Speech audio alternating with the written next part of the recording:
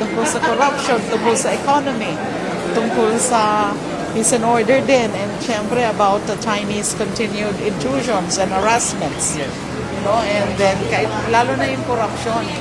Kasi yes, may mga nakulong na, may na-issue ng warrant of arrest, nakulong, pero marami pang inaasahan yung mga taong bayan. So tingnan natin ano yung magiging update at ano yung magiging parang assurance ng Pangulo tungkol sa usapin ng corruption. Ma'am, so ang gusto nyo talagang marinig sa kanya mainly tungkol sa korupsyon? Mainly, yes. And then economy, of course.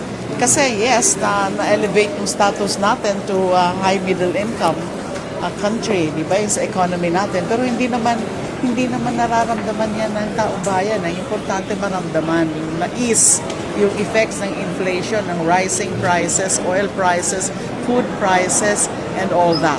So kailangan meron talaga mga konkreto na mga solusyon na ilalatag ang ating Pangulo. So pakikinig tayo.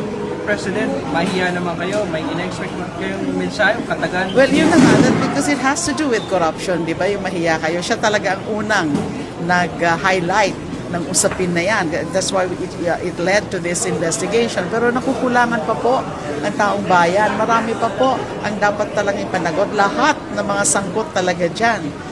Sa flood corruption scandal na yan, kailangan panagutin. And kailangan ng mas mabilis at mas konkreto.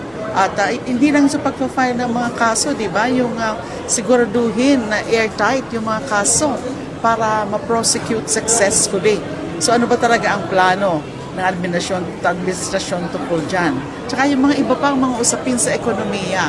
Ano yung mga concrete measures na mapapagaan ang kabuhayan ng karamihan ng ating mga kababayan?